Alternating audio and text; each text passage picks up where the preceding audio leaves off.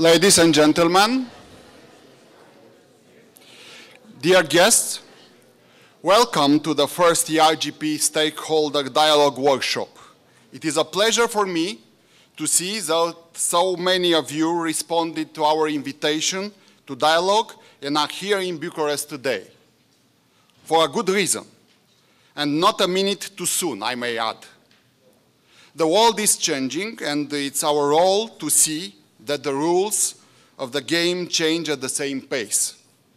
The ERGP, as you may know, is a body that reunites the European regulatory authorities in the field of postal services in an effort to advise and assist the European Commission in consolidating and developing the internal market for postal services. Our existence as a group also facilitates the consistent application of the regulatory framework across member states through constant exchange of regulatory experience among members. Relying on the resources committed by the regulators, the ERGP has addressed in the past few years a number of core issues relevant for postal regulation. Through our 5 expert working groups, we did work on regulatory accounting and price regulation, net cost of the universal service obligations, end-user satisfaction and market monitoring, and end-to-end competition and access regulation in the postal markets. For the past 2 years, we have been looking at cross-border parcel delivery, especially in the context of e-commerce. The postal services account for an approximate of 1% of the community GDP, but most importantly, they provide a necessary and useful service to people, communities, and businesses all over Europe. As I'm among people who know postal services and work dedicatedly in this sector, I shall not insist on the importance of these services as a vital factor for social inclusion, neither on its being essential in the economy of the present and of the future, but I would like to stress that the postal market undergoes challenges and transformations, and the ERGP sees this is a good moment to analyze and rethink policies and regulatory patterns so as to continue providing the service for all the European citizens. That is why the first stakeholder dialogue that the ERGP ever organized is dedicated to the implementation of the universal service obligation in the postal sector. We are interested in finding out the views of the stakeholders in the field with the purpose to understand where the market and the regulatory changes of the recent years should be reflected in the USO scope, and if so, how this would need to be done. This work will be concluded at the end of the next year with an ERGP report on the implementation of the universal service in the postal sector and analysis of the effects of the market and other developments on the scope and long-term sustainability of the USO. We started by taking stock of the current situation, and that was done in 2 steps. The research and drafting of the discussion paper that you all received, which raises the question that we believe need to be answered, and the stakeholder dialogue phase composed of a public consultation that culminates with this meeting today as mechanisms of receiving stakeholders' input.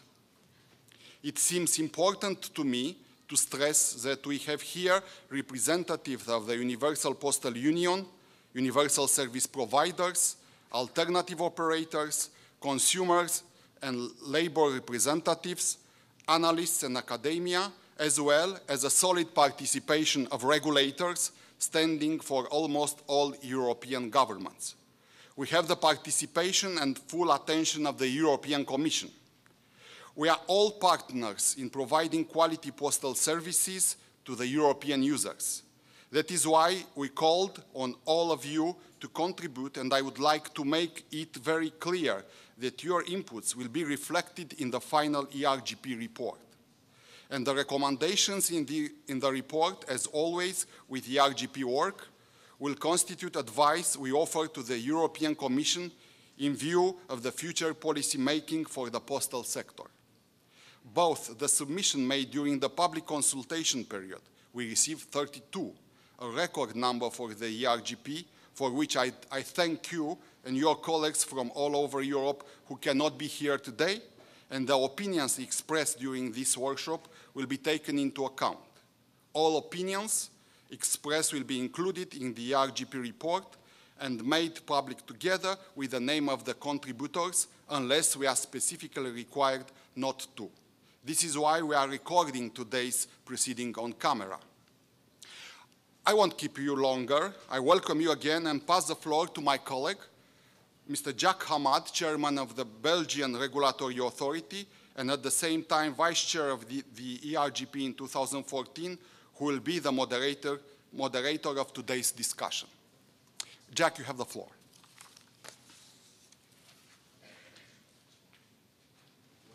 One, two. Then let's test. Thank you, Mr. Marinescu. Thank you, Catalin. We are in the afternoon today. It's very important for us to be here today because universal service obligations is something which is touching us every day in the day, and every week and everywhere. One of the first things, before we go to the discussion and so on, I would like to give you some guidelines for the discussion. We have about 2 hours and 30 minutes. It's the following of a process because we started our journey a while ago asking your written inputs, and thank you very much for that. You have 2 hours and 30 minutes to give us even more because we are keen to know more about what will be the USO in the future. Don't be shy today. We, as the ERGP, we are listening to you. And before we go further with the agenda, I would like to ask you who sent a postcard or a letter on a personal point of view last week? Show me your hand. Okay, that's great. Last month? It's becoming better. 6 months? Okay, then I will remember that. Just to tell everybody that I have all your names, and I will record that, of course.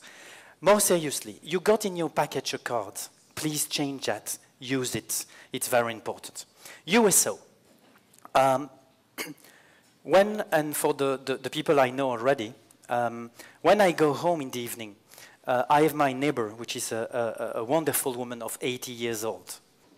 And this is very important in the social life of my neighborhood, that this woman living alone is looking so much after something which is important for her, is getting those letters.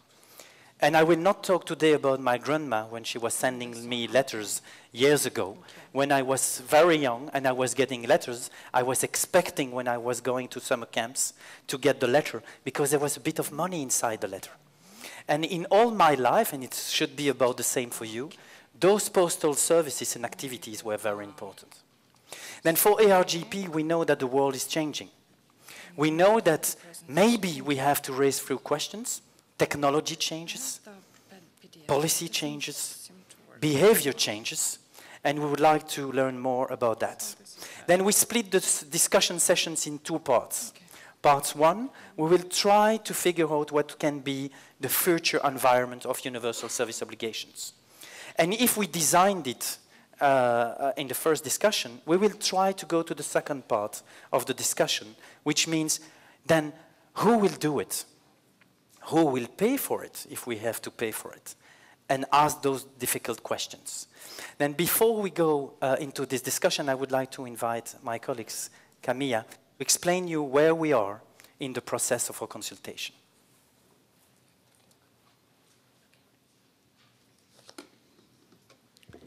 So thank you very much, Mr. Marinescu, for organizing such a beautiful workshop in such an amazing location. And thank you very much, Mr. Rahman, for giving me the floor.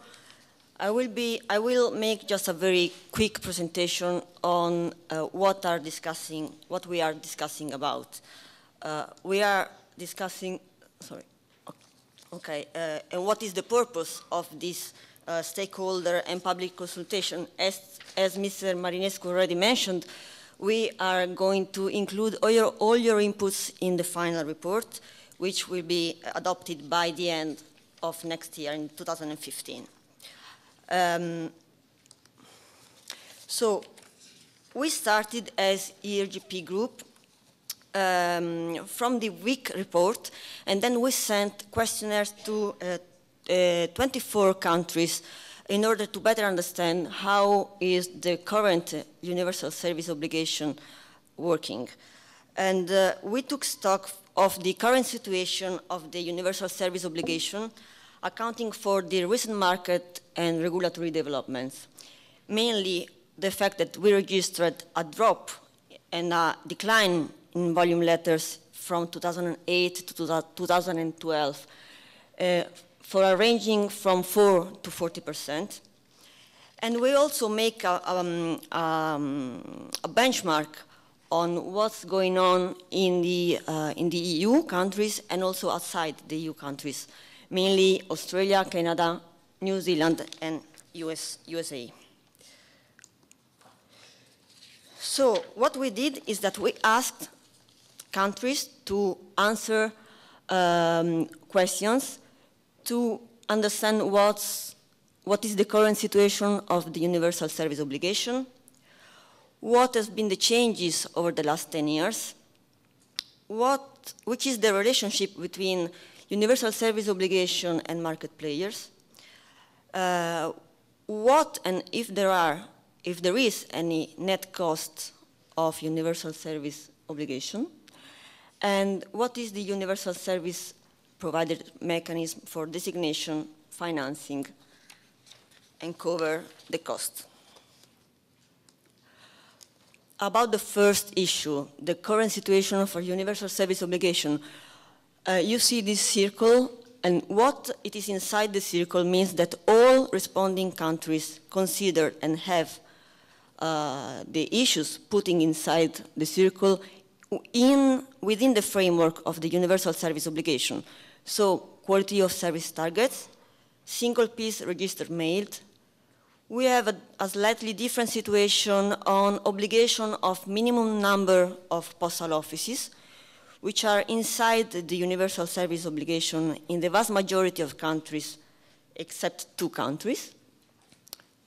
The same is for the VAT exemption, meaning that all services included in the universal service obligation are offered in a VAT exemption regime in 22 responding countries out of 24. As regarded as obligation on minimum number of access point in 20 out of 24 countries, this is a compulsory requirement. And then there is a different situation regarding the bulk register mail, where in 11 countries out of 24, the bulk register mail is out of universal service obligation scope. What happened in the last 10 years around Europe? In some member states, there have already been some changes in the universal service obligation, mainly driven by liberalization and changes in consumer needs or preferences. But there is also some pressure to change. That's why we are here also discussing on this topic. There is some pressure for changing the universal service obligation, mainly coming from the universal service providers, but also in one country, in the UK, coming, for example, from competitors.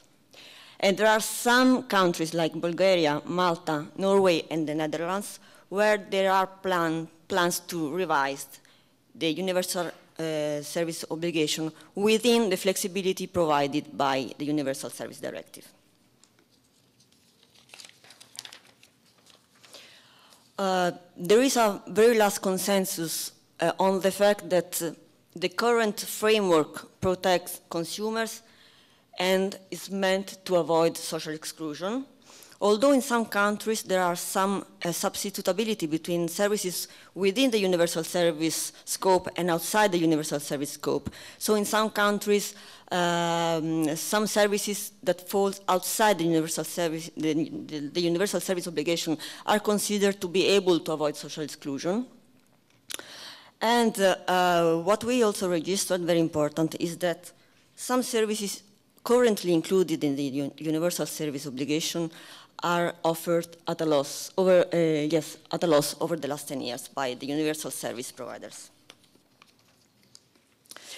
When we came to the picture, the current picture of the USP designation and finances mechanism and compensation, we see that in all countries, the universal service provider is direct appointed by the state, with a very big and important exception, which is Germany, where there is no universal service provider appointed. In no country, operators have claimed for a pay-or-play mechanism.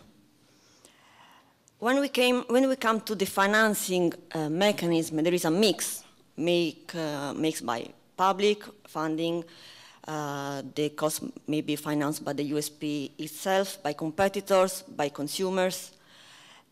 But when we came to the practical application of who and where the USP have claimed for compensation, we only registered that in 3 countries, Italy, Norway, and Bulgaria. So, given that this very small brief overview of what we found out in the paper, we feeling the need to ask to you some very important questions to carry on the discussion and to adopt the final report.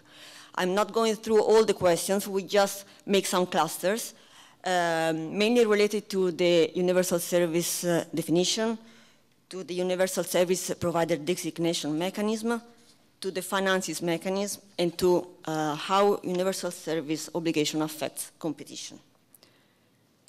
So thank you very much for your attention, and I'm very happy to listen from your side, and I pass the floor to Mr. Amand. Thank you very much. Thank you. Then we see already that we have a lot of questions, and then we would like to start our journey with about the users. Then I would like to invite Mr. Couture to Mrs. Couture to introduce us a view of the citizen, because as I said, we have a very important need to understand with society evolution what will be the needs of tomorrow, and that's of course the core issue. Then Mrs. Couture, I give you the floor, and during this time I have a red card. I will invite people, and please stay with the 5 minutes input that we can exchange as much as we can.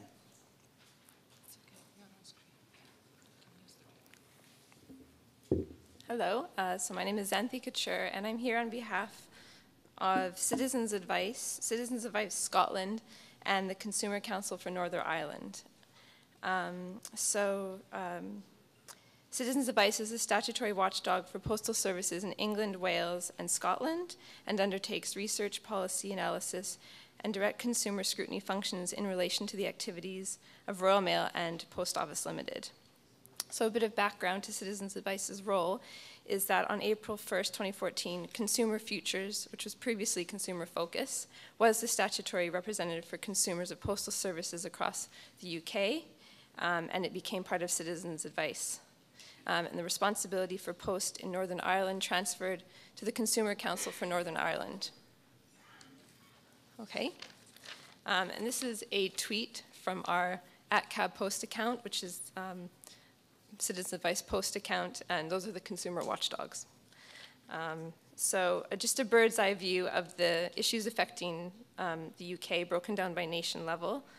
So overall, across the UK, consumers are some of the most frequent online shoppers in the world, and online shoppers who live in rural, remote, and island areas across the UK are significantly more likely to see online shopping as essential because they lack choice in their local shops where they live.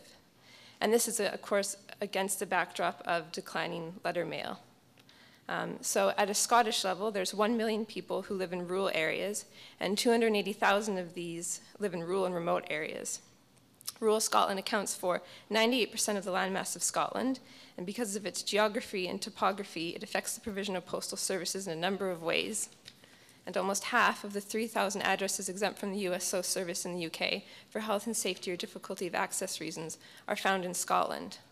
There's also 3 postcode areas in the UK exempt from Royal Mail's quality of service standards, and these are found in Scotland. So Citizens Advice Scotland and previously Consumer Futures Scotland has done research into the issues affecting Scottish consumers. And there are particular issues around those consumers who live in rural and remote areas and their experience in relation to problems with parcel deliveries by operators other than Royal Mail and beyond USO obligations. These are higher costs of delivery, no delivery to their location, longer delivery times, lack of transparency of delivery costs, and lack of upfront information about delivery costs. And then going over to Northern Ireland, the unique location of Northern Ireland means that it's fully reliant on air transport for next day delivery. Therefore, mail services outside the scope of the USO and those offered by alternative postal providers can cost more for posting to Northern Ireland compared to other areas of the UK. And research has found that Northern Ireland consumers think that universal service providers, both in Northern Ireland and the Republic of Ireland, should be able to provide a more competitively priced postal service because of the close proximity of the 2 jurisdictions and because of a shared land border. So moving along, in taking these issues into account and further issues which are listed in our submission, we've worked together to provide some recommendations on for this consultation. And overall, we think that the USO must be sustainable and meet changing user needs, whilst also encouraging efficiency by postal operators. We think that future directives should consider an outcome-based approach to the USO as opposed to an output-based approach. This approach would facilitate implementation that supports the growth of domestic e-commerce as well as cross-border trade, and will also allow states to develop regulations that take into account the state of their development. In setting out future rate requirements for the USO, consideration needs to be given to ensuring that this meets the goal of developing a competitive single market and addresses this disadvantaged experience by rural and remote dwellers, who often lack a choice of carrier for USO inclusion packets or parcels and are disadvantaged over non-universal service provider pricing and quality of delivery offerings. Finally, a last set of recommendations. We think that distinctions may be required between the appropriate provision in different geographical areas, and discretion should be granted to allow national regulatory authorities to decide how best to define urban, rural, and remote areas within their borders. We've also found in our research that competition can work well for consumers, as seen in the UK parcel market, and it has had an innovative effect on the universal service provider, which has responded by seeking to innovate and increase flexibility of services. We feel that USO funding mechanisms must not be skewed and must maintain that the various elements of the universal service provider function in an efficient manner and limit the risk of financial burden. And finally, we think that clarification should also be outlined on the various VAT regimes that are set out across EU member states to ensure that cross-border e-commerce can continue to grow without disadvantage to certain groups of consumers and retailers based on location. On the last slide, that's just a map of the UK according to the 2011 census and shows the variation in population by area. So in taking this into account, we think that it's important that discussions consider national differences and the unique geographical, socioeconomic, cultural, and behavioral factors that are found in each EU member state, and that the future directive enshrines consistent and clear interpretation across Europe. And I'm happy to follow up on any questions afterwards. Thank you. Thank you. Thank you. Then we understand already that there is, of course, effect of the markets. They are location-based. But what's going on? Mr. Van Kallenberg, I would like to invite you, or Mr. Theodakis, to give an input about, okay, then we have users, we have needs. We see that some population, rural effects might be an issue. How do you see it from a labor organization standpoint?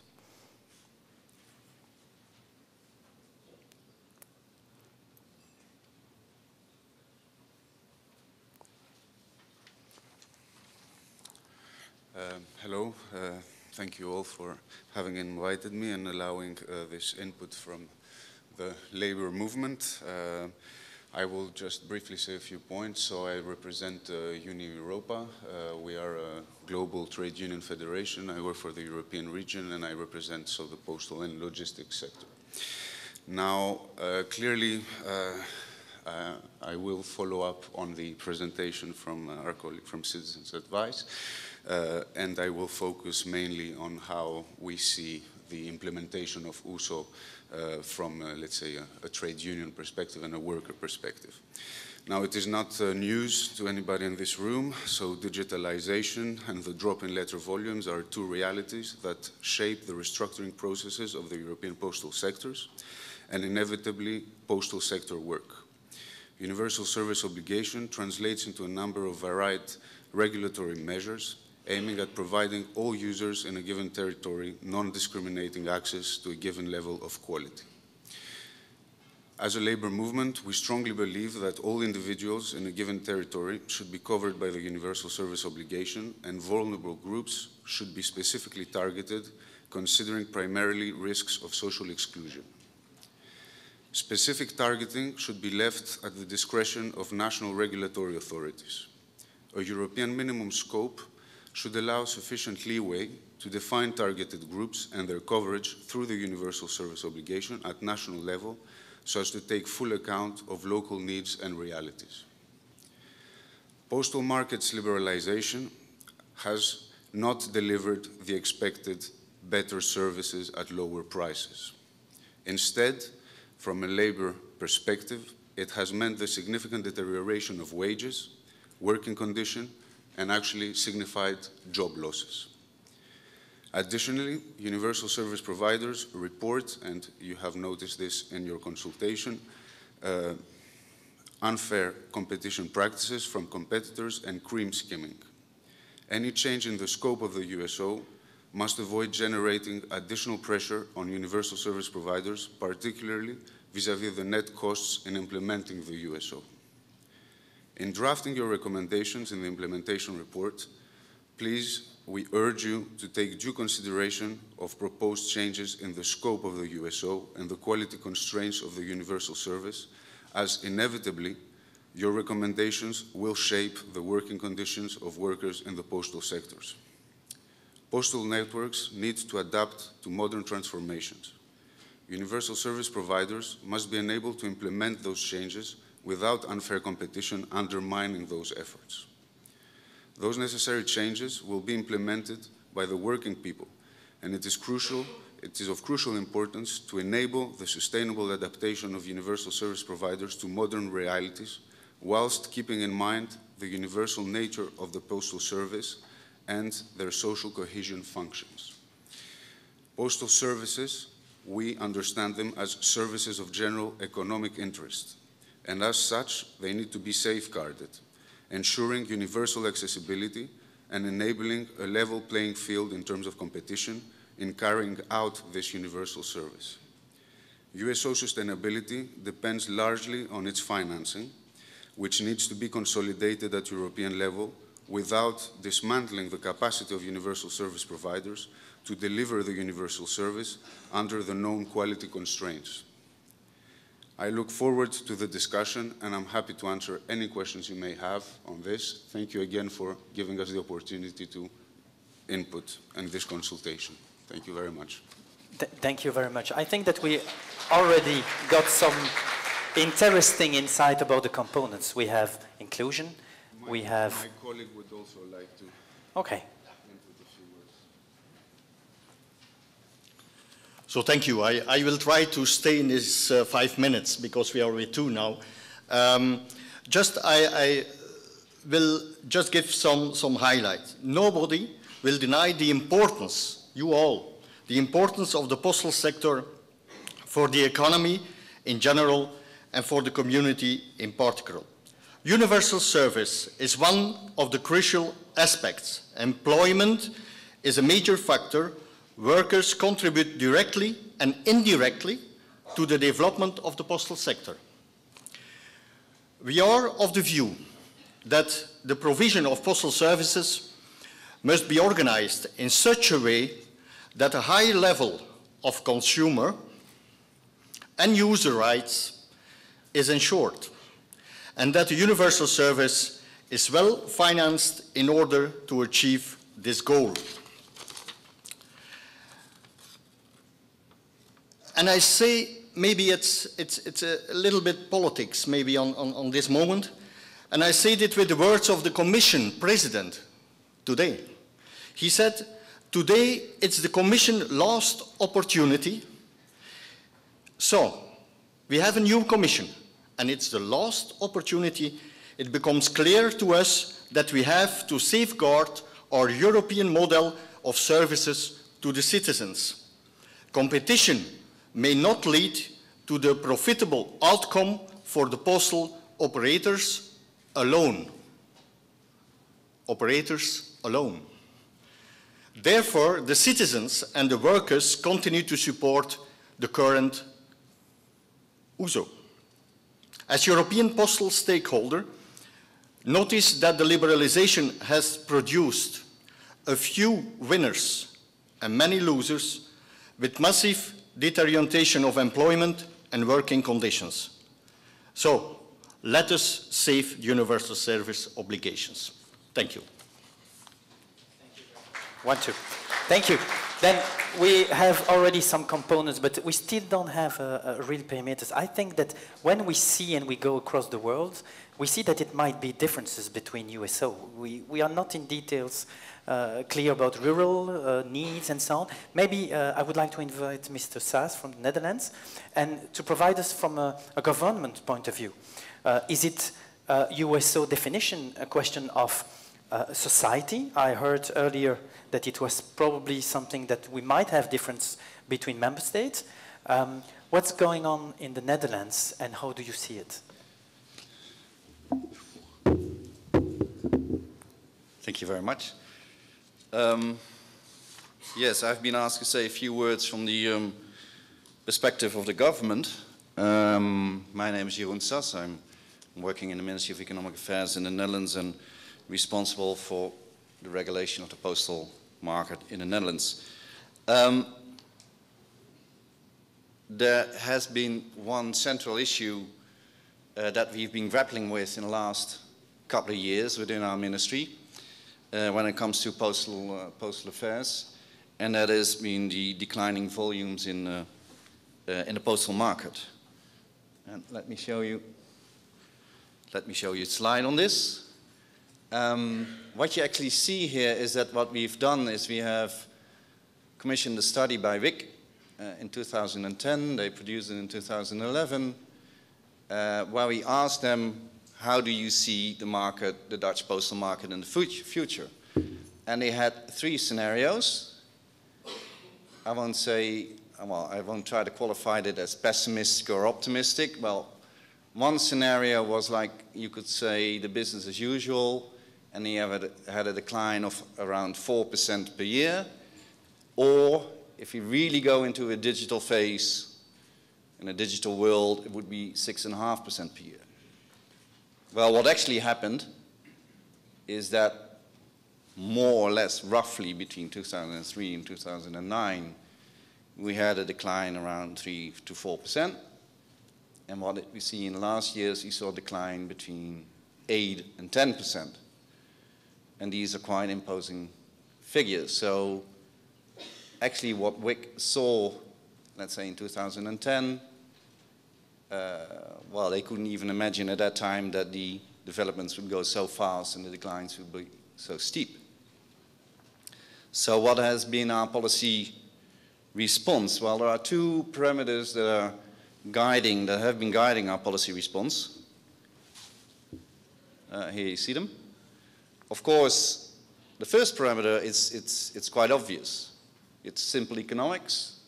That if you see the volumes declining so strongly, then the unit costs go up, and of course they go up pretty strongly as well. On the other hand, and that is one important factor that we have to keep in mind, is that if we look at preferences of consumers, then the price is actually the most important one, and of course they don't want to see the prices increase. and less important are quality of service, distance to letterboxes and postal agencies.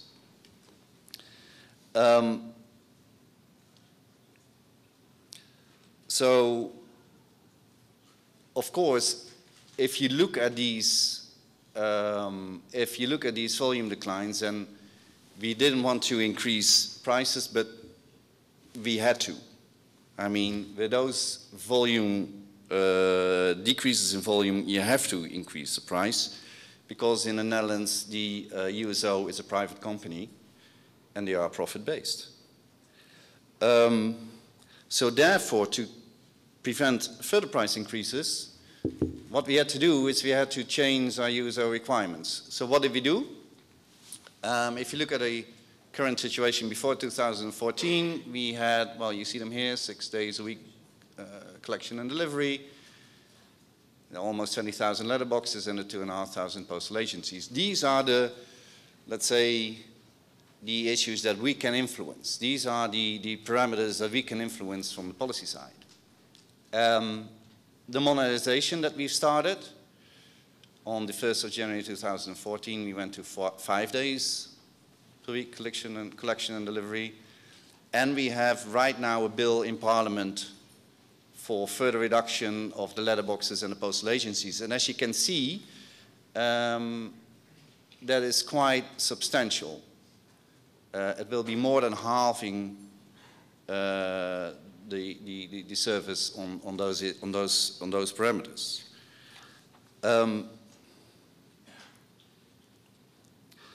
And this is a strong response, but it will probably not be enough if the volumes keep declining as we've seen them declining in the last couple of years. So what will the future bring? Let me show you another slide. Future changes. Well, the main cost drivers, as I said, that we can influence from the government side are the letterboxes, the postal agencies, and quality of service. In that sense, our job is quite easy. There's not so many parameters. And with our latest proposal, as I said, for modernization, we more or less reached the limits of how far we can go on, let's say, letterboxes and postal agencies. So quality of service, that will be, I think, our main focus of discussion in the Netherlands. And as I said, we have reduced the number of collection and delivery days from 6 to 5. And there we are reaching the limit of the Postal Directive requirements. So, to finalize, I would say, against this background, we feel that a review of the Postal Directive is long overdue. And therefore, we wholeheartedly agree, and I would recommend everybody to read it, the VIC 2013 report, where actually their first recommendation is to have a more flexible definition of the universal service. Thank you very much.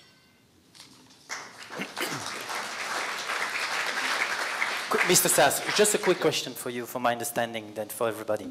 Letterboxes. Does it mean that in Netherlands, if you had the possibilities, you will reduce the number of post offices and maybe virtualize the letterbox? Means people will go to some place to collect their mails, or how it will happen? Because I heard before at the beginning that from a citizen perspective, rural, they would like to get their mail close to them, and then what will happen? Of course, countries might be different in terms of geography, but how do you see that about letterbox evolution? Okay. Well, if I'm talking about letterboxes, and I don't know if you're talking about the same, is that those are the boxes that people can drop their letters in to have them delivered. Okay. So it's not the letterbox at home, it's where where PostNL, the USO, the USP, puts their letterboxes that people can put their mail in and they will deliver it. They will collect it and deliver it. So we have actually a requirement in the Netherlands that they have, I mentioned it, what was it, something like 19,000 letterboxes scattered through the Netherlands, and we will bring that down to almost 9,000. May I just quick last question? What's the aging population in Netherlands? Just to know if the grandmothers will have to work longer, and how do you capture that? So what is the? I mean the grandmothers. If you have less letterboxes, less of post offices, how do you see, from a government point of view, changes that because older people will have to do more? How do you see that? And how you will balance that? Of course, it's a difficult process to manage if you go from 19,000 to almost 9,000. And what we are doing right now is we're having the discussions with PostNL, our USP, in how can we make that let's say, a smarter setup than we have now. Right now we say that you just look at the Netherlands and we say, well, there has to be a letterbox within so many miles from the next one, let's say. But can you do it smarter like that? Can you put letterboxes not in, well, can you distribute them not in such a way, but in a more smart way where you have them, for example, in places where a lot of people go to, for example, train stations, supermarkets, and can you make that more smart, let's say? On the other hand, we are also looking at the requirements, let's say, for elderly people, so that we, you know, the last letterboxes you want to remove are the ones at elderly homes or places like that. Okay. So that is the discussions we have right now with PostNL. Interesting. Thank you. Do we have to reduce the footprint? Do we have to change the way we provide the services? At the same time, I was also questioning, because I was reading yesterday that one of the Post's company was announcing, oh, it's so difficult to provide USO, and at the same time they announced that they will deliver parcels on Sunday. Then I'm a bit confused now. Okay, thank you. I'm trying to make that clear. As Austrian universal service provider, we see the universal service obligation primarily as a privilege that targets all user categories due to its character as a universal obligation. What we identify is that primarily the recipient of letter mail is deserving protection, that's right. And there is no recipient without the sender. That has to be clear as well. Due to the change that was already mentioned by some other stakeholders here, the change in communication habits, electronic mail is covering the most senders' demands, but often not matching its recipients' needs. Competing with physical mail, electronic communications not only share one market with our core business, and every day postal operators have to convince the senders to choose physical over electronic mail. But it also leads to questions concerning consumer protection, that's right. We do have a lot of similarities with the labor organizations and the consumer peer groups at that point. But we have to be certain that the universal service obligation is not consumer protection, but it has to ensure that everyone is in the position to receive information and goods. For us, the question of the future is not to pick certain groups and identify them as target groups by the USO, but how to meet best the recipient's needs of maintaining to be a part of the communication cycle. As the needs of the recipients are getting more and more flexible, thus, as universal service obligation has to become, a universal service obligation has to become more flexible. And it has to become more flexible in how it is affected and not who or what is covered by the USO from our point of view. As I've already mentioned, in our view, the priority is to improve flexibility within the USO. A common European minimum scope should, on the one hand, recognize the growing flexibility in the user's needs, as well as the wide difference between the circumstances in which European postal universal service providers operate. We all know the differences between each country in Europe and how we face challenges differently. Therefore, we suggest a broad implementation of subsidiarity within the new USO scope. The principle of subsidiarity could also apply to the speed of delivery, the definition of what clearance or collecting means, and the decision in which way or within which time period delivery to the home or premises of every natural or legal person has to be effected. We think that for every postal service provider, it is essential to meet consumer needs, now and in the future. And therefore, this fact is going to guarantee a thorough provision with the delivery and clearance of information goods to everyone. And because this is clear, it easily could be guaranteed by each member state for itself. We think that the constant and frequent delivery and clearance of information and goods, up to a certain weight limit, to every natural or legal person could be regulated. But the concrete form of how and how often this has to be effected should be worked out by the local postal regulators authorities within the principle of subsidiarity. We mean in light of the will to complete the European single market, one could narrow or one could specify European postal regulation, especially on the purpose of regulating cross-border services. We absolutely acknowledge the need of a common way to develop a common single market and cross-border services. Yeah, and as I already elaborated, we are strongly in favor for a very flexible common base level and for taking regional and historical difference within the Union into account of shaping a new USO. And that is what we think could be the key for a postal sector in Europe, that on the one hand sustainably matches the citizens' needs, and to the other hand means a universal service obligation that can be sustainably fulfilled by profitable and therefore healthy postal service providers in Europe. Thank you very much. You brought a number of new components, the cross-border, and we will come back on that, yeah. Of course. Okay. Just to know, if I am a grandma in Netherlands or a grandma in Austria, do I have to work longer in Netherlands or in Austria? We have to rethink all these terms of how to collect. What is the consumer need, especially? Mm-hmm. That's not what I can answer now. Mm-hmm. But I do know that many postal operators do rethink the forms of delivery and clearance, and there will be new and innovative ways to satisfy consumer needs. Also for my grandma? I'm sure. Okay, thank you. Then, of course, we might have other ideas. And I would like to invite Mrs. Mariani to give an input. You can stay there if you want. Just to have an idea, do you have another perspective on the USO discussion at this stage?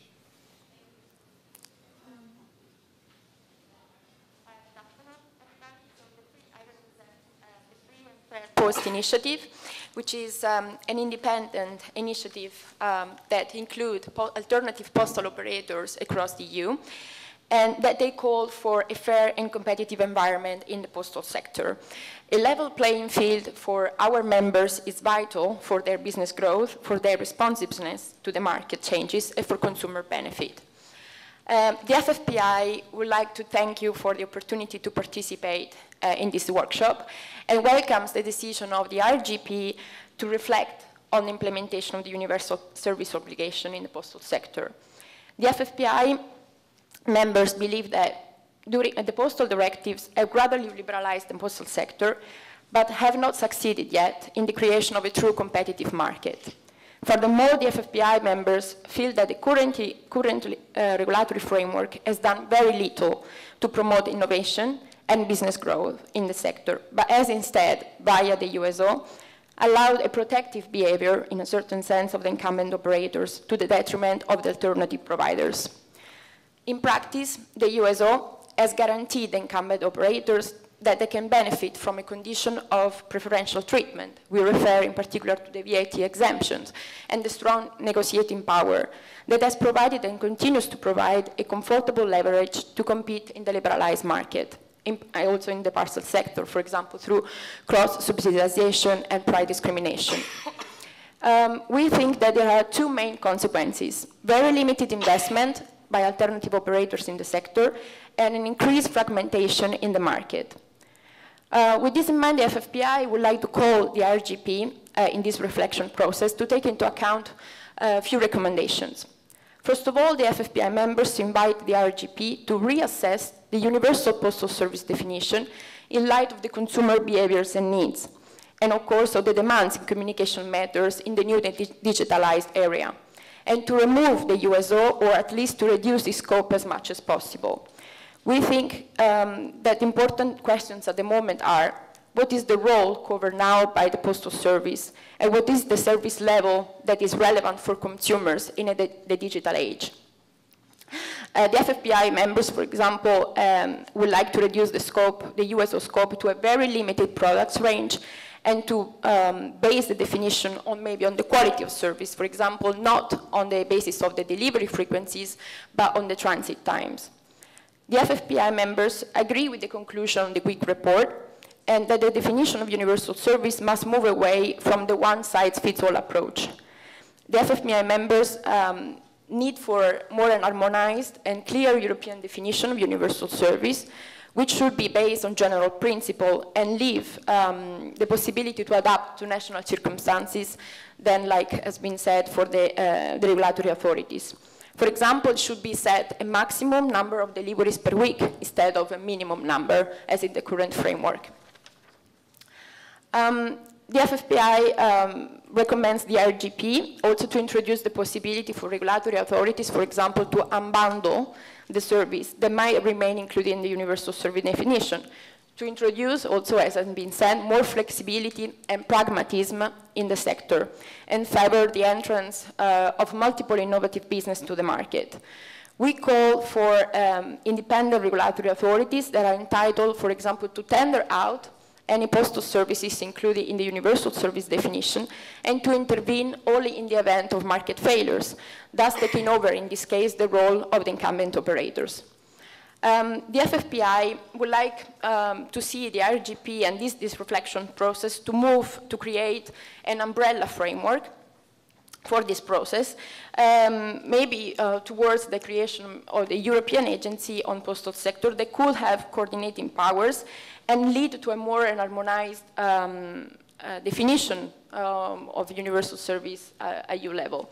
And for example, really what you have seen, a lot of fragmentation, a lot of differences in the interpretation of the USO, which create barriers and challenges for our operators. More, also to conclude, what the FFPI calls is for an open network structure with no discriminatory access conditions between incumbents and alternative providers. We call for a sustainable growth of the postal sector, where all market players need to benefit from direct, transparent, not discriminatory access to the international postal exchange rates. In particular, referring to the 2012 consultation, the FFPI call again on the RGP for a detailed assessment of the conditions set out by the RIMES agreement, and in particular, or the cross-border shipments, the cost structures, the remuneration schemes, and the real cost levels of international parcel shipments. We think that such an assessment could serve as a basis for any investigation that the new European Commission may decide to carry out to determine whether the RIMES agreement is still compatible with the EU competition rules. I have my conclusions. The FFPI believes that this is a time for a fundamental reassessment of the need of the USO, and that any USO should not exceed a defined maximum level, that regulators should take positive steps to unbundle the universal postal service, and that there should be an improved regulation of the universal service at the EU level, and that barriers to cross-border competition in the postal service should be removed. Thanks. Thank you. Thank you very much. Oh, you said a lot of things. Then first of all, I forgot to say to Mr. Christian, thank you very much, because I understood that regulators will have a job in the future, and then we have to regulate. That's the good news for us, if you can take notes of that. Secondly, I'm a bit surprised, playing advocate of the devils. Innovation. I saw in the newspaper, as I said, that we can get delivery on Sunday. I heard that some players are delivering fresh food home, postal operators. I thought it was innovation, also banking services and so on and so on. And I didn't hear yet those type of discussion. But okay, we will come back on that. And about the maximum delivery, do I have to do quickly an ID? We said in Netherlands from 6 to 5, and we understand the reasons. Do you mean, do we say 5? Who is for 5 maximum? Just to have an ID? 5 delivery per week, maximum? No one? More? Who is for more? Less? Oh, it's the question. I think that we have to stay longer tonight to discuss that. Because, of course, the scope of the discussion, we would like to know what will be the maximum to help us, of course, to move forward and discussing the subject with the Commission. Then, I hope I pronounced the name correctly. Mrs. Kostas Mihai, shortly, tell us, do you have another view? Keep our jobs, please. I'm Bianca Costache Mihai. I represent Fan Courier Express, the biggest courier company in Romania. And we consider that the user categories targeted by the USO should only be the individuals in the rural areas and the disabled, whether they live in the rural areas or in the cities. The individuals in the rural areas who live in difficult to reach locations are in need of the universal service because they don't have other possibilities of replacing the service, or they have really little possibility. To diminish the costs, the universal service provider can install shared mailboxes in the center of the village, for example. The disabled are the most in need when it comes to benefiting from the universal service obligation because of their condition, which prevents them from walking to a post office. So the universal service should be provided to them even if they live in the cities. We consider that the small or home offices have other instruments that can replace partially the universal service, like the courier companies, mails, faxes. We think that low rates should apply to expeditions of maximum 2 kilograms sent between individuals in the rural areas.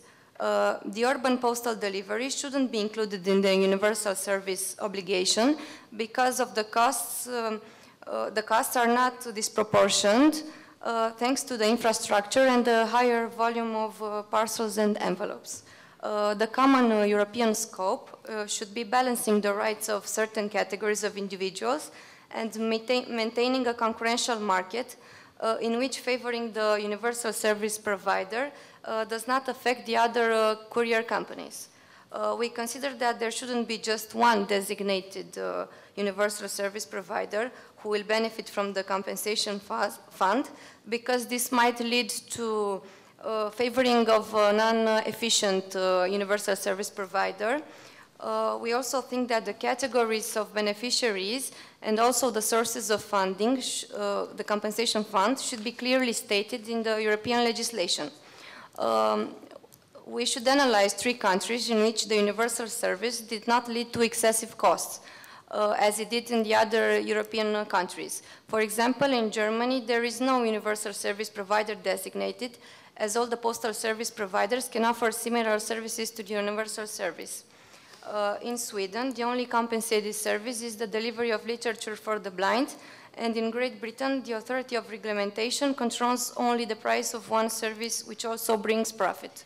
The guaranteed elements should be the delivery of the envelopes and parcels on time, the judicious use of compensation funds, establishing alternative compensation modalities from the contributions of the state budget, and the final beneficiaries.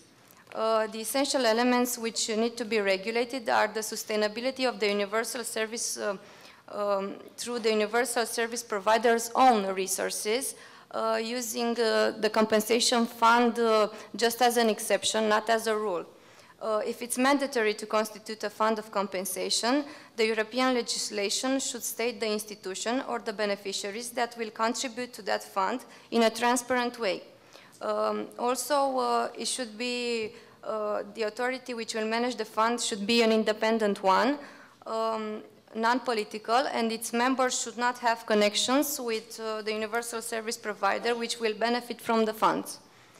We also consider that even if the realities in the European countries are very different from one another, economically and geographically, there should be an European regulation of the USO which states the rights and obligations of every universal service provider.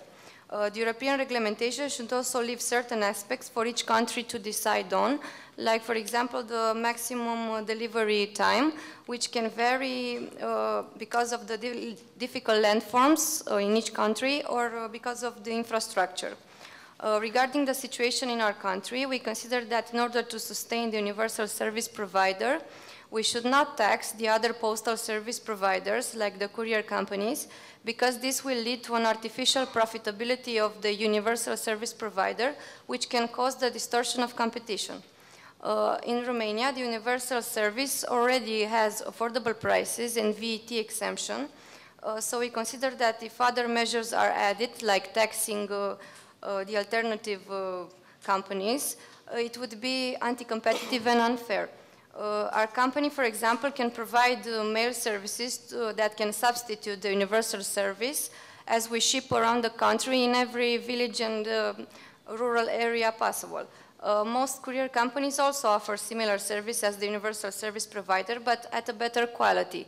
High speed, security, tracking, signature, swift delivery times, and so on. But the prices are a bit higher than the ones offered by the universal service provider because the costs are also high. We consider that certain facilities could be applied to a few services like lower rates, VAT exemption, but only for parcels or envelopes of maximum 2 kilograms sent between individuals in rural areas where the costs of providing the universal service are disproportionate. Thank you. Then you touch another number of subjects, like I saw in the room few people shaking a bit on the chair, you know, when you said sharing infrastructure. I mean to collect things when you talk about quality. And we heard that quality might be an issue and then we have to take sometimes difficult decisions. But I understood that we can deliver maybe more quality on another way. This is interesting. In 5 minutes, Mr. Bruno, what is your view on, we heard a lot of things now. I still don't have the full answer about the question we have to raise in part 1. You all say that we need to know what the customer needs, but I'm still not sure about what do they need. Then you will need to think about it. And in 5 minutes, Mr. Bruno, what are your key findings? Sure. Well, I certainly don't have the answers to all the questions. Perhaps I will add more questions. I don't know whether you will find that helpful or not. But I think there were very good conversations already this morning. Thanks for the opportunity to talk here and for the opportunity to listen to. My name is Bruno Basalisco. I work for Copenhagen Economics, which is a private-owned consultancy with around 40 economists working on regulation, competition, and trade. And what I think is the best way to use 5 minutes is to talk about why we are looking at the USO today. Our initial considerations, which are not answers, they are perhaps thought-provoking questions and early findings on what we see on the table across Europe today. And then thinking really about the next steps. How do we get to closing down about those answers we're looking for? And the reason why we're all here today is that there is a conflict. The conflict is one between costs and revenues. And the conflict is that the USO is becoming more and more expensive as volumes decline. And we do know that volumes have fallen sharply across operators throughout Europe. One noticeable example is PostNord as to their Danish operation. Denmark is a country where I live in. And you can see a very sharp trend there. And I would like to ask you, why do you think this is the case? Why do you think Denmark has this sharp trend compared to other operators which may have been comparable? Any takers? Broadband penetration, yes. So use of internet is an important factor.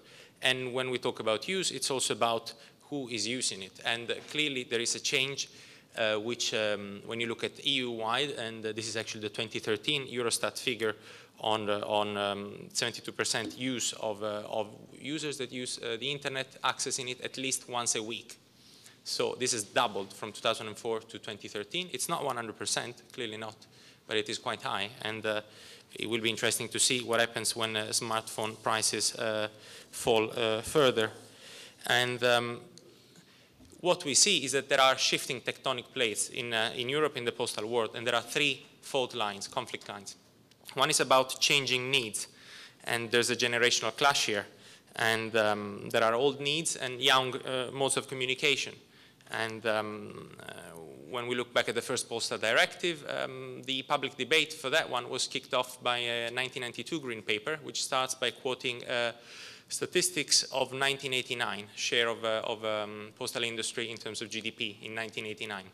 Now, we are not in 1989 today, of course. In fact, we will not be here in Bucharest having this meeting, and it's a privilege to be here to do so. And the citizens today that benefit from the USO are not the same as the ones in 89 or 92. And therefore, the change in citizens, in the components of society, means that their needs change, and also the the cost-benefit analysis of the USO changes over time. Even if the costs stay the same, the benefits are changing because consumers are changing and citizens are changing.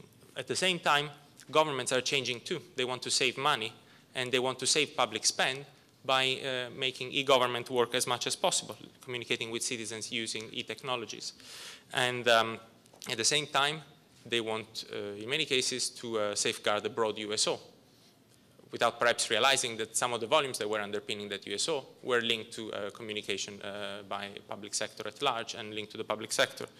And the government has also a role as a catalyst in inducing what other private organizations do with the use of postal services. If the government goes off postal communication, private organizations may be thinking, well, if the government can do it, if the tax authority of Denmark can do that, perhaps I can also do that.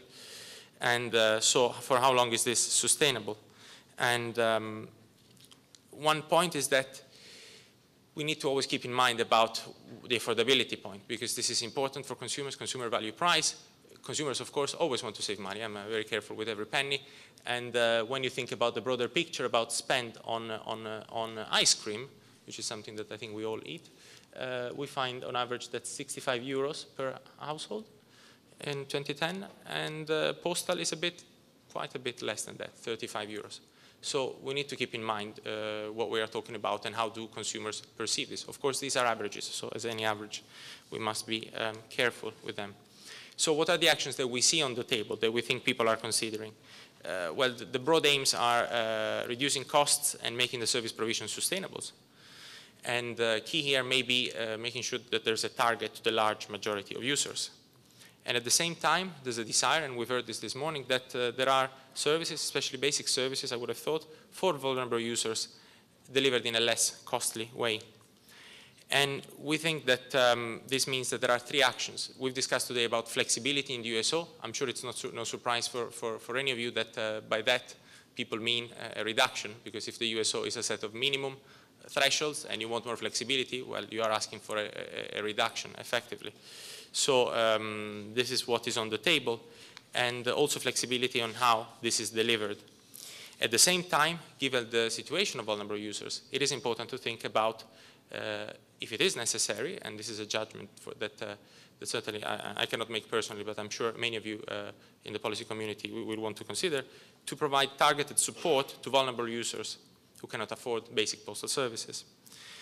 And in order to get to the bottom of this, we think there are three broad next steps. The first one is to ask the right questions, which means doing studies along the lines of conjoint analysis to assess the willingness to pay of consumers, understanding what are their needs. And this is because ultimately the value of the USO must be judged in a cost-benefit framework, and we need to understand the benefits. We've talked quite a bit about costs, and I think there will be still conversations, but benefits are key here. And people tend to want everything, so we need to ask them solid economic questions about real trade-offs, make sure that consumers are aware of costs. We're in a world where many consumers think there is such thing as free delivery. I'm sure the operators will tell you that is not the case. And it may be important also to target these surveys to estimate the willingness to pay of consumers that are vulnerable consumers, for instance, citizens without internet access. And it also is important to ask the right people. And so this means tracking consumers and businesses, measuring heterogeneity in users, so by age, by gender, by income, by internet usage, by location, which country, whether it's rural versus urban, and when it's businesses, by company size. So I think that is important. And we've heard today about the needs of the elderly, which are clearly important given the vulnerability. At the same time, when we take a step back and think about the needs of society and the need for a USO regulation that is future-proof, it is clearly more the younger cohorts that will define what society will look like in 5, in 10, in 20 years' time. So it is importantly also the views of the younger generations that I think it would be important to understand if we want to make this effort that we're talking about today future-proof as much as possible. And ultimately think about costs and quality and types of services. And one important point here is to enable operators' future innovations.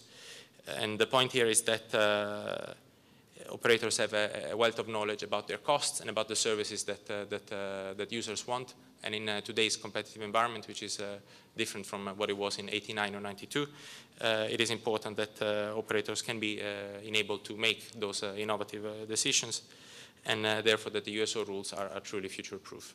So thanks for your time. Thank you. And before you leave the floor, just a quick question. I heard, I'm not a marketeer, but we see the difference. Then, do we need to have ice cream in the USO? Well, I don't know, we've heard that some companies can deliver fresh goods, so perhaps there will be frozen goods as well. Okay, then. And so maybe that's a solution. But okay, indirect question was that maybe because we are talking about reducing, and I'm talking now to the audience, we might discuss about expanding. You know, customer demand, and then the consumer is doing things, then maybe re-engineering the USO with new services. And we think that it might be important to consider them as a US service then, and ice cream is maybe not the first priority, but we might have other ones. Then, right. Ladies and gentlemen. Thank you for that, then, and I'll, just to conclude, I do not have the answer to this question. I urge to ask the citizens around the right questions so that we can all find out what the answer is from the citizens. Okay.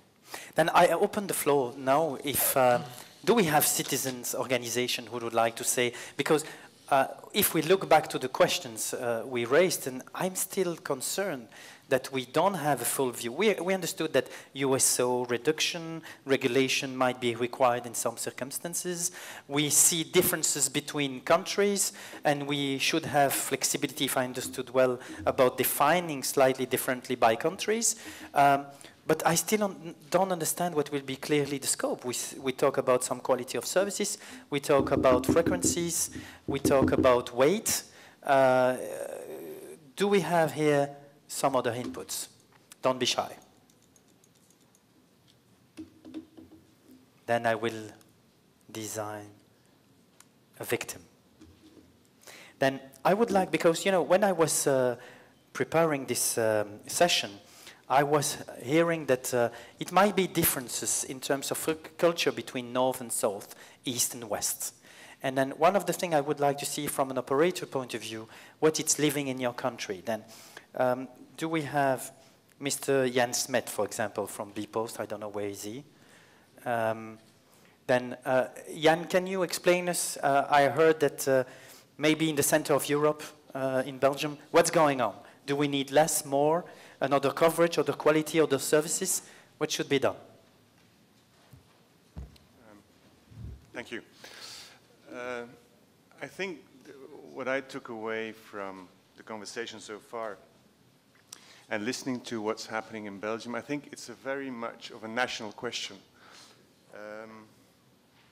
I think Belgium is particular to the extent that we're a highly dense country.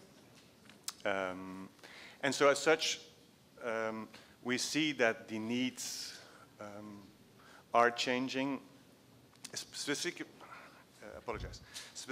going from, I would say, a mail-centric world to a parcels world.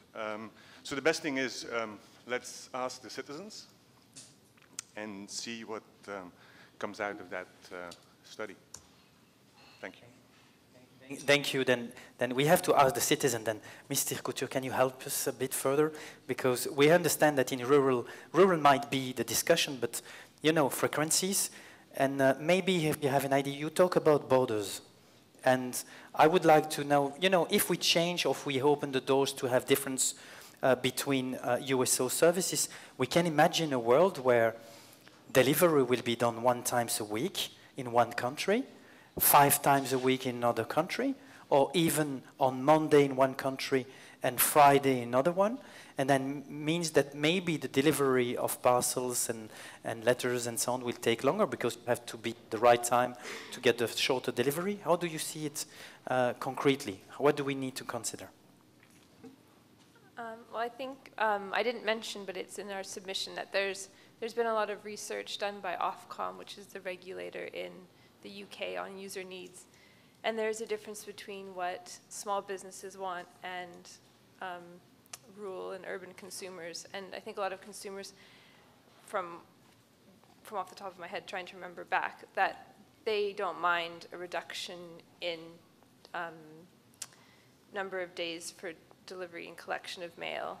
And that's why we've kind of proposed an outcome approach to the directive, so that it doesn't say a minimum or maximum number of days, but allows the regulator to decide and to monitor it at a nation level.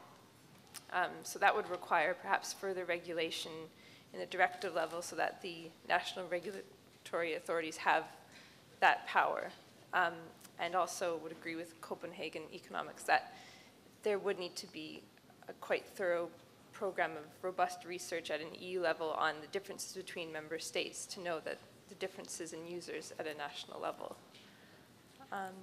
And I think I think citizens are willing to accept changes to the USO. I think they do understand that there's costs, and that's what Ofcom user needs work has found as well.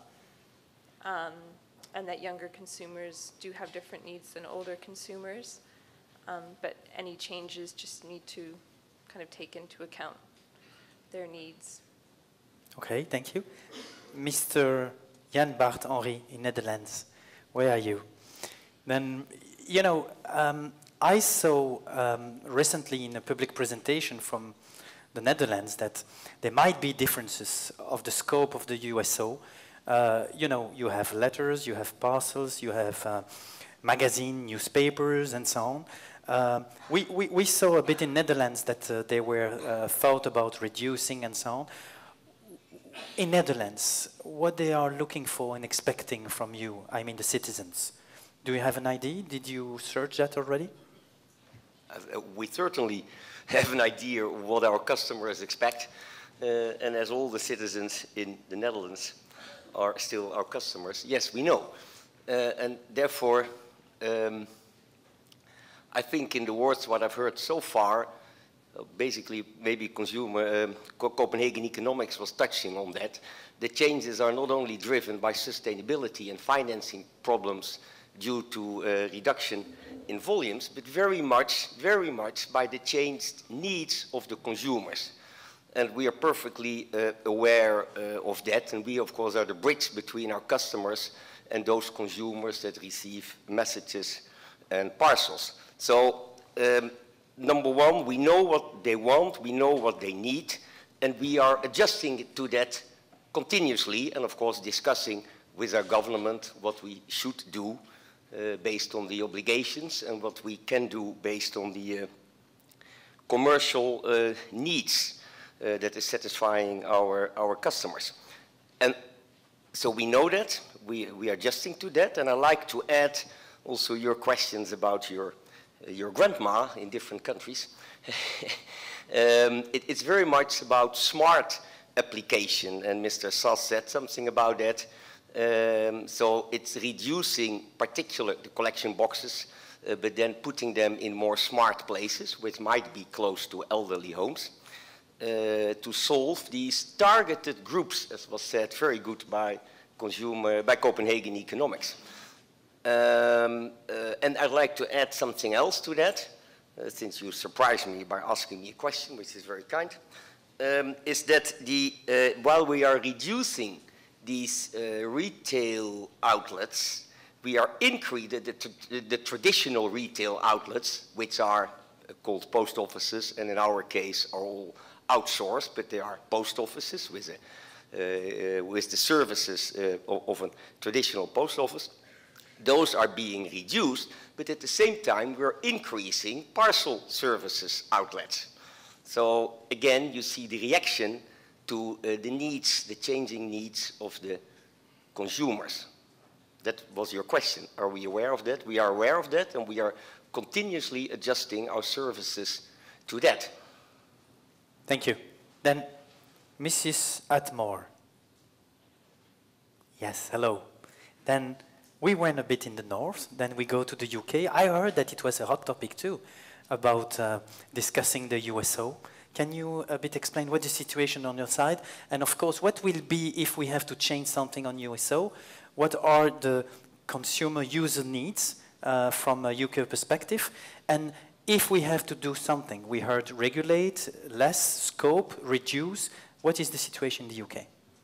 I think as Santi said, there's been a lot of research done by Ofcom into user needs.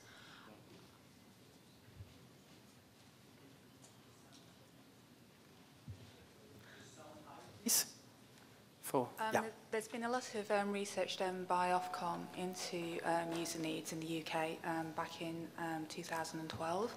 So we know what users want.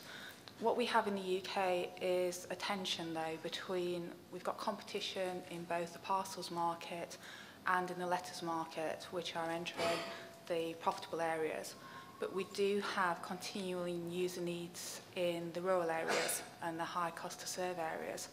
So when we put that with the fact that most of the parcels deliveries are piggybacking on the letters USO, we get a tension there between what users need and the sustainability of the USO.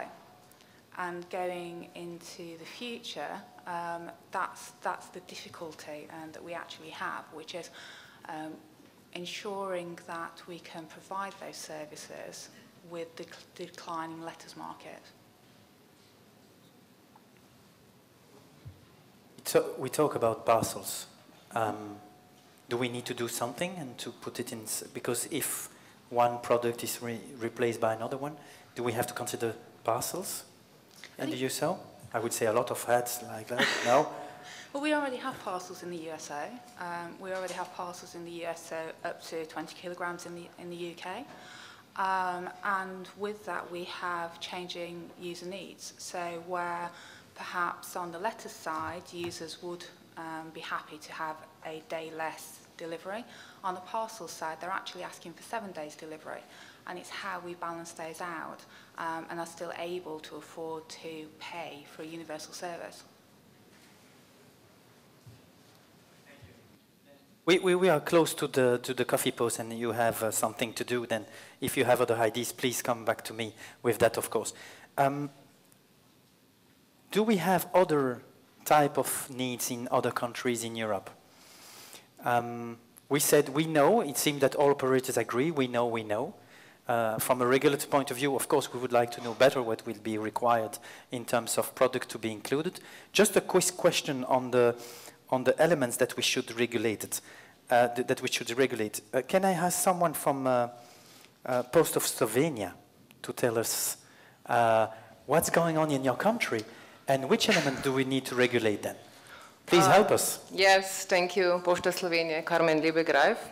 Well, I have to admit that you have put together very well the main topics and the questions in your discussion paper, so congratulations. And on the other hand, we are all talking about more flexibility. Now I'm asking myself, what does it mean, more flexibility? Who should be more flexible? Consumers, national postal operator, regulator, or ministry, or the state? I don't know exactly, but I don't know exactly what are the problems we as a postal operator have. So I would like to stress out a special point regarding the scope and the quality of USO. And I'd like to stress out these topics because, I mean, it's important. Well, we believe that if the future scope and the quality of universal service and its regulation should be solely put into the hands of our ministries and countries themselves, this could lead to serious problems because it could happen that countries would understand this flexible regulation and other on different ways, and this could lead into more reduction of user scope in one country and less in another country. So, and in addition, this could put some user operators in different positions in a future year. So our suggestion is that the guidelines of the minimum, I'm talking about minimum scope of the universal service and its quality should be specified. Yes, and another thought perhaps, I'm not sure if the end consumer, I'm talking about a USO, should be asked about wishes, because if I ask my grandmother or my aunt, she's 8 years old, she needs everything 6 times a week, at the moment now. So I think we have a lot of statistics that can give us right answers on these questions. Thank you. Thank you very much. Interesting. Then I try to know if it will be better for my grandma to be in Slovenia or in the UK and the distance she will have to do. And, but we will discuss that during the coffee pause. I would like to ask to our colleagues from RCEP. The purpose is, of course, your stakeholders meeting, but just shortly from RCEP, you know, dear colleagues, you know, what's going on in France? Because you have also rural environment. What's your view on what's going on in France? What are the customers' needs? And do we have differences that you had already identified between France and other countries, as we already discussed? Thank you. Yes, I would like just to stress out some points. It's a bit strange that I may intervene as a stakeholder, because we are of course supporting this. We are participating to the ERGP, and of course supporting this meeting and the issues related to universal service obligation. Just maybe 2 points as regards France. In France, the RCEP is mainly responsible of you know, the implementation of universal service obligation, not the scope of the universal service obligation. This is in the hands of the Parliament and the government. So I think this is an institutional issue that has to be tackled, because regulators may intervene as experts technically and economically, and I think that this afternoon we had a lot of clever ideas regarding economics and cost benefits and so on regarding universal service obligation.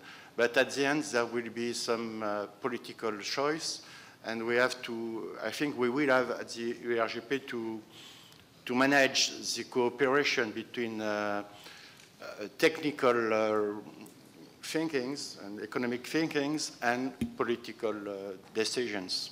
As regards, at least in France, this is the case.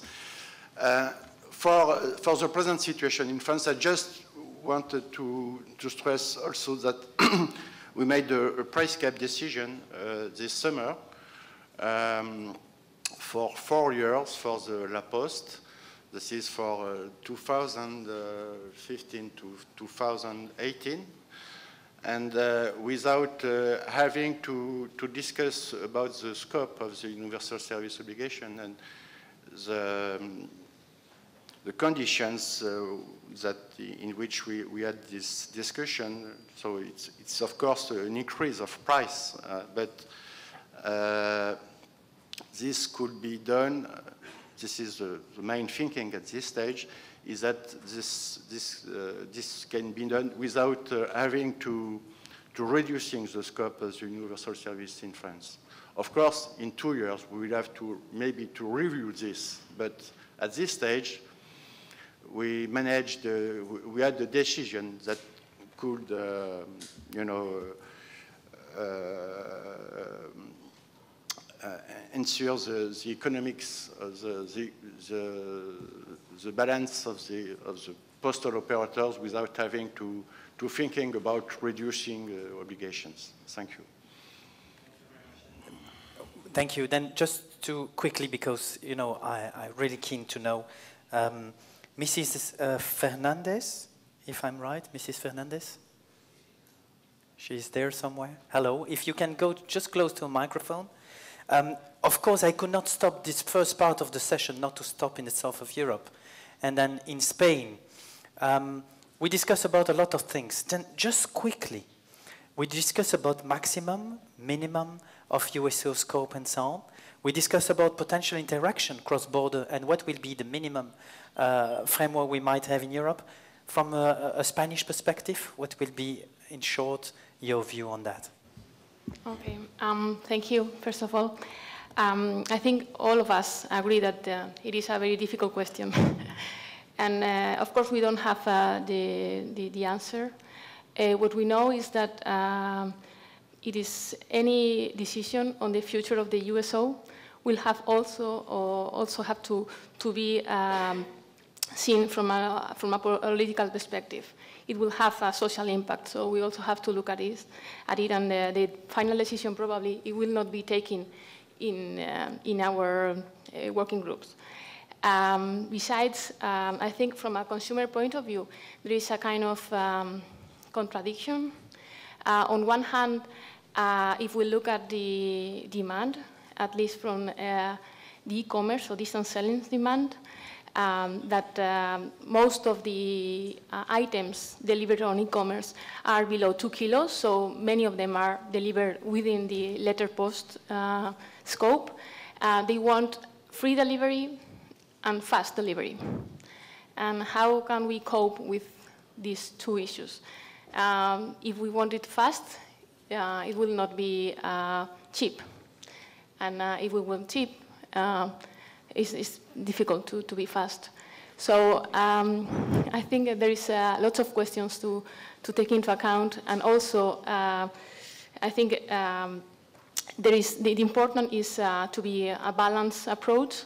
And again, we also think that the flexibility is needed. And in our position is that the current scope is still adequate, and because it allows still the subsidiarity and the adoption of the national regulators to the consumer needs. Thank you. Thank you very much. Then it will be now the coffee pause, and then we will ask to do your delivery on time. Means that we would like to see you in 15 minutes. Then I see you later, and we will talk about, don't miss the next session. It will be 15:25 back in the room, and we will discuss about costs and designation. Thank you.